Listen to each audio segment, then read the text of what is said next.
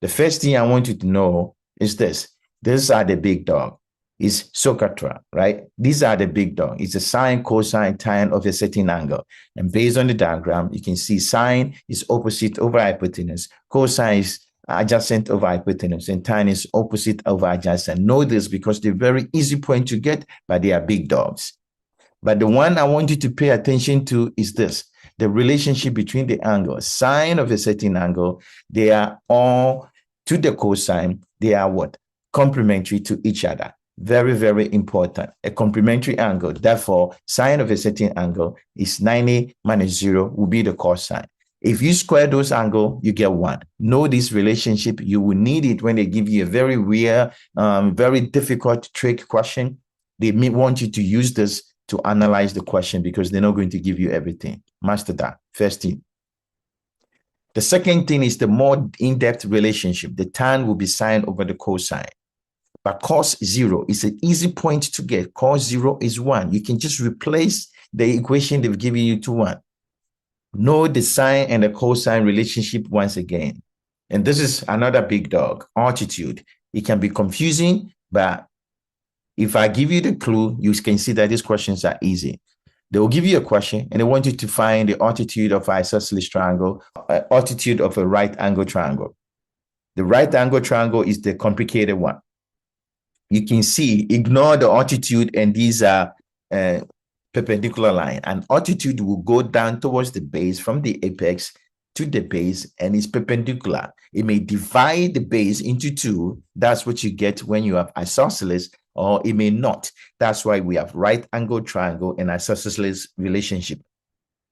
In the right angle triangle, pretend it's not there. And you can see this is 3, 4, 5 with the right angle. You can use Pythagoras theorem. This is your hypotenuse. And these are the leg. It does not matter. The 2 leg, 3, 4, right? Find the area, which is 3 times 4. That means length times the base, which is 3, and the height. This will give you the area of the triangle without the altitude. Now, if you bring the altitude down, the area is the same thing. It's half times the base. The base is now the 5, which is the hypotenuse, times 5, and the height, we don't know. If you calculate, you see you have 3 times 5 times 4 over 5. What do you see? 3 and 4 are the legs, and 5 are the hypotenuse. Therefore, to find the height of a right angle triangle, which is what? The altitude, just multiply the legs, 3 times 4, and divide it by the hypotenuse. This is equation I want you to know, and just pour it like that, and you have the answer choice will pop out like a candy. When it comes to the isosceles triangle, the altitude divide the base into 2. And so when you draw a line from here to here, the base is now divided into 2. You have 2 triangles that look the same, right? In the process, we can find the height by taking half of the side. And this is the height. We know the slant hypotenuse already. This becomes the hypotenuse. So you can use Pythagoras theorem and you can find h. That becomes the height. Then the area is the base. The base is the whole base. You still have to use the whole base, which is 10 times what? The height that you already calculated. Very, very important. After you finish, but you need the 5 to calculate the height. And after you finish, you have to use the whole base, which is 10 times the height. This is very important. These 2 equations are very, very important to know when it comes to calculating the altitude of an isosceles and a right angle. This is a newest form of big dogs that keep on coming. And students that have been mixing this because they don't know how to handle it. It's easy. Don't worry about it. Even if you don't see it in your practice question, let me show you easy way to master them. It's a pyramid like Egyptian pyramid, right? It has faces, multiple faces, but the height is not the slant edges. That's the confusion. That's why they bring this question, because students forget that these edges are the slant. You see, this is the slant edges, but they don't give you the height because you need the height of the pyramid to be able to do any calculation. What do? You see this face? If you draw a line like that is similar to the slant edges. So they have to give you, and this is the slant edges. If we take here, it does not matter what base. It can be a square base, a rectangular base. If it's a square base, all the W and L will be the same. If it's a rectangular, L and W will be different, right? But then to calculate the height, you got to draw a line perpendicular to the base. And this is perpendicular. If you come here, it's not perpendicular. Therefore, you have right angle triangle. But I know from here to here, this is half the width or the length, whichever you want to call it. But this goes all the way. Therefore, this length is L, is parallel to L. And I'm taking half of it. So L over 2. And they have to give you the slant angle. So you have something like that. And this is the height. And this is the L over 2. And this is the slant angle. You have hypotenuse and Pythagoras theorem. And you can calculate H. After you calculate the true height, no matter what they give you, the volume is usually 1/3 of the volume of the prism. That's the volume of the pyramid. The prism depends which one you have. The area of the base, if it's a triangle, if it's a rectangle, you multiply length times breadth. If it's a square, it's the same side multiplied by each other times the height will give you the volume of the pyramid. Most of the time, they want you to calculate the height, and that's what I've given you. The height square plus the length of the side divided by 2 square is equal to the slant angle, and you can use to calculate it.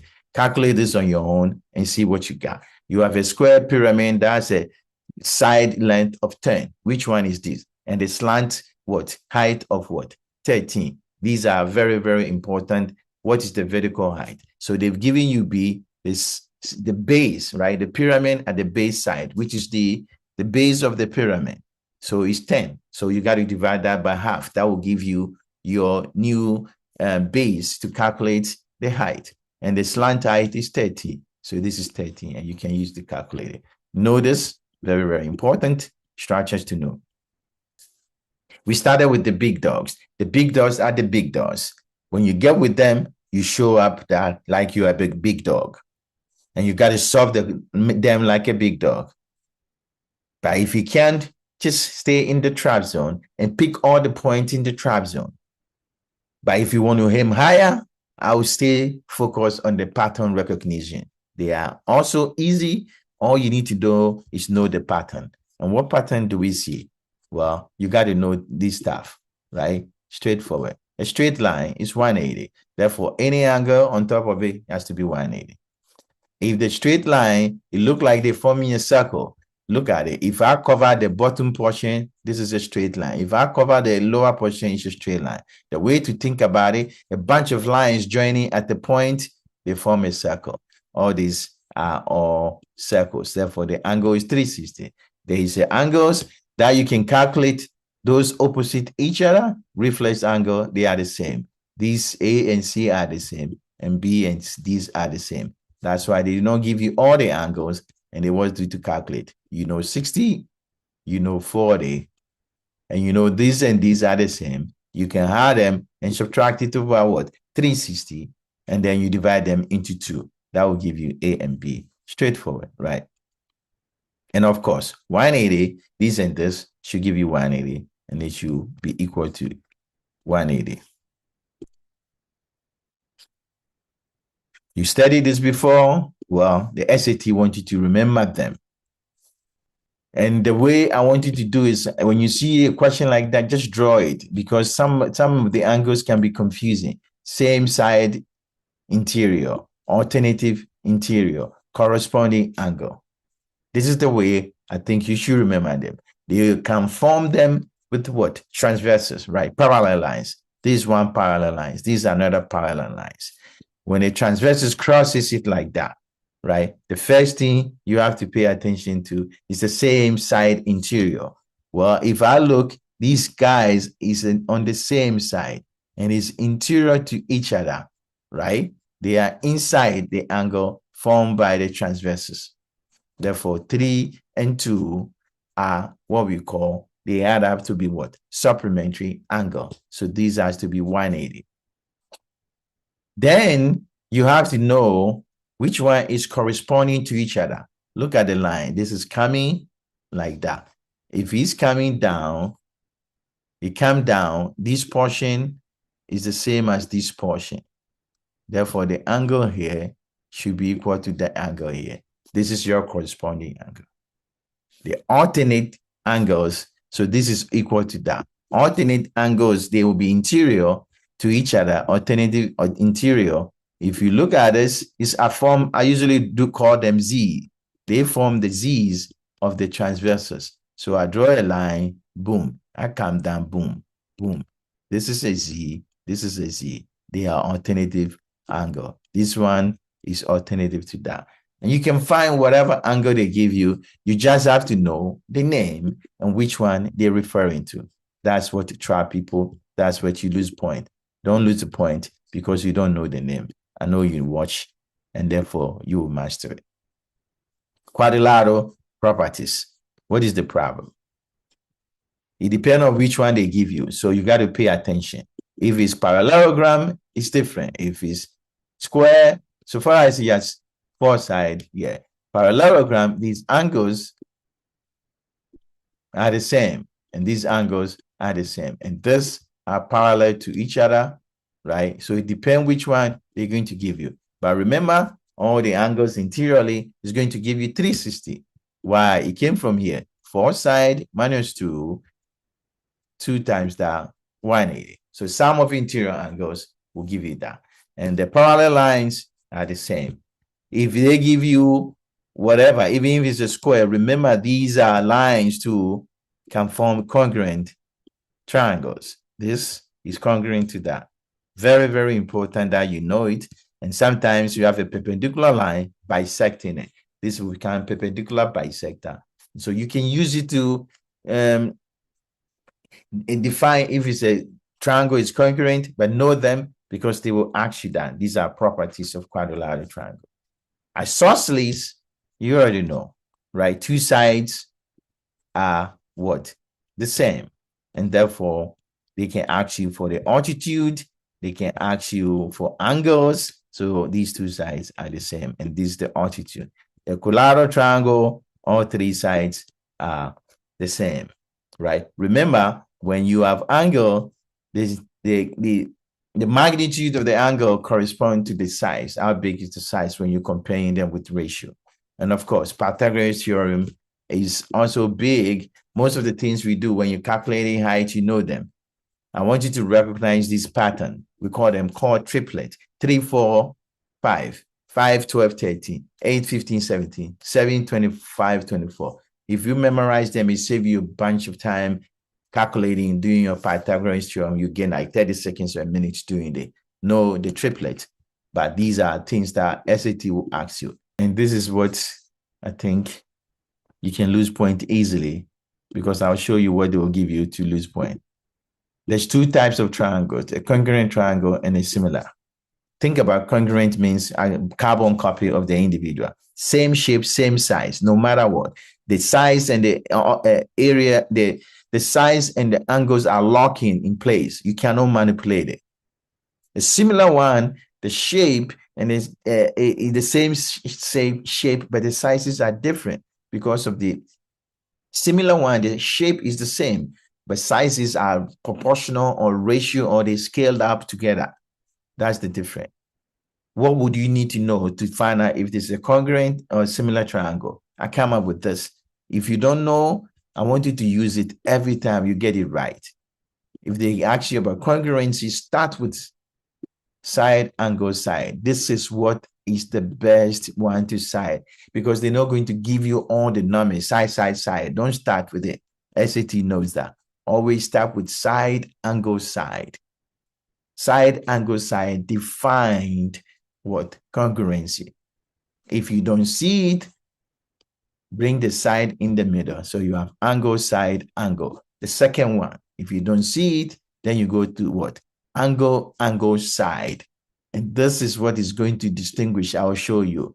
This is what is going to lock the triangle in place. Angle, angle, side will lock the triangle in place before you go to side, side, side, and hypotenuse. Therefore, once again, side, angle, side is number 1. angle, side, angle. Then you go angle, angle, side, and side, side, side is the last one. So if you actually to prove a congruent triangle, look for side, angle, side, then progress as indicated. But what is going to like stop everything for you is angle, angle, side is the key fact. You can use that to say if the triangle is similar, because if it's similar, it cannot be this. If it's similar, there is no angle, angle, side. In order for side to be similar, number one, this is what the SAT test is angle, angle. They like testing angle, angle, number one. So if you have two angle, angle, fine. The third one can be whatever it be. But angle, angle, side will lock it in place to be a congruent. You just need an angle, angle. That's what I put here. Angle, angle for similarity, angle, angle, side for congruent, because I need to lock the shape and the size in place. These are the key things I want you to, these are the key things I want you to know. All SAT questions, concept you need to know. If this video helped you, subscribe for more content like that. I will link a 62 question that has everything you need to know. It's the crash question, hard one. You will love it. And this will help you get a higher score. Take care of yourself.